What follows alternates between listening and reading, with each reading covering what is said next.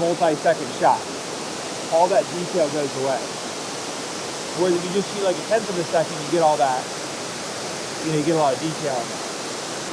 I usually try and stick like f8 to f11 unless I need, like for shutter speed, I need to make it smaller. That's my rule. My general rule of thumb is not to go above f11 unless there's a reason to. But if you want that, if you need it without like, you don't want to put a neutral density, filter on, or you just need that extra little bit, then you can go lower than that for sure. So, it's ideal if you cannot go above like f16 really, but sometimes you just need to because there's too much light and you want to get a certain shutter speed.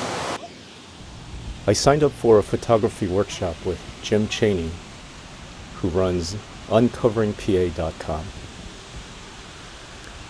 He runs several on-site workshops, including a hike through Ricketts Glen Falls Loop at the Ricketts Glen State Park. I enjoyed the forced march through Ricketts Glen waterfalls with lots of tips on learning about camera settings and photographing waterfalls. He's done this trip so many times, he gives lots of advice on the best vantage points and angles to photograph the falls. The loop trail is 6.3 miles and hits most of the named falls. There are 3 additional falls on a southern spur that adds a few more miles. We did about 10 miles today, hitting all but maybe 1 or 2 waterfalls. It's a really challenging hike, crawling over limestone and sandstone steps. There are hundreds of stone steps carved into the rock faces and dry stacked on top of each other. But all the falls are relatively near each other.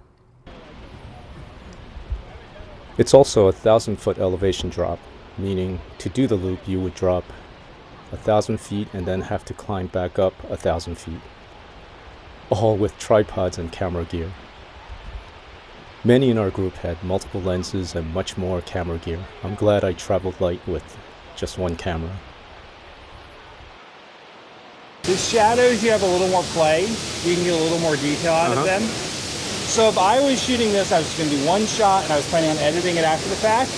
This is probably the best that you're going to get on the histogram, because you don't have too much blown out. You could try and even make it a little bit darker maybe, so you get nothing blown out. But the thing is, there's only so much that you can do. So here's the thing, so when you're shooting in, what mode are you in there? TV. TV. So when you're shooting in TV or AV, changing the shutter speed doesn't actually change your exposure. It does not. Because your aperture will adjust accordingly. So what you need to do is this right here, this exposure compensation. Yeah. So right now it's set on +1, so it's telling your camera whatever you think the shot should be, make it a full stop bright. So if you want it to go darker, go the other way. Yeah, then you just go.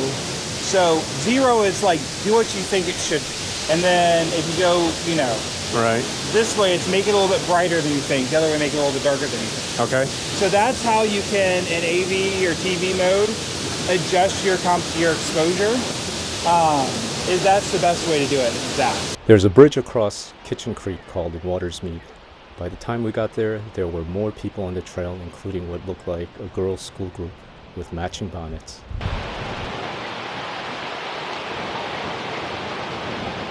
It's all uphill from now? This way, in a half mile, there's 3 more waterfalls. Including, in my opinion, 2 of probably my 3 favorite in the park are down there.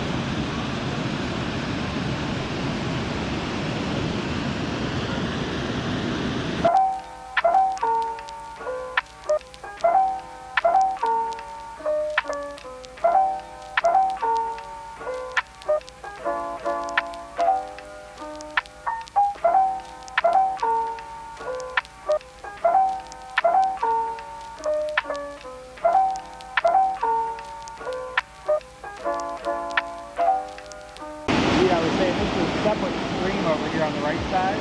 There's actually like two streams coming together, like two totally different waterfalls.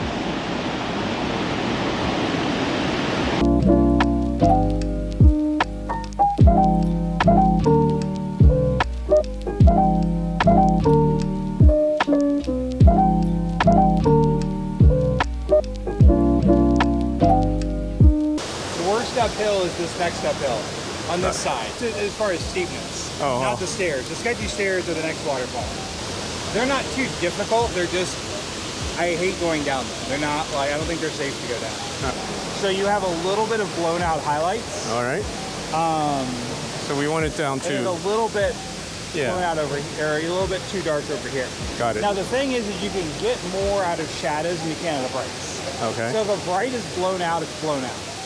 You know what I mean by that? Like, okay, got it. Nothing you can do. Right. So I mean, it's just going to look like a white blob in the middle of your photo.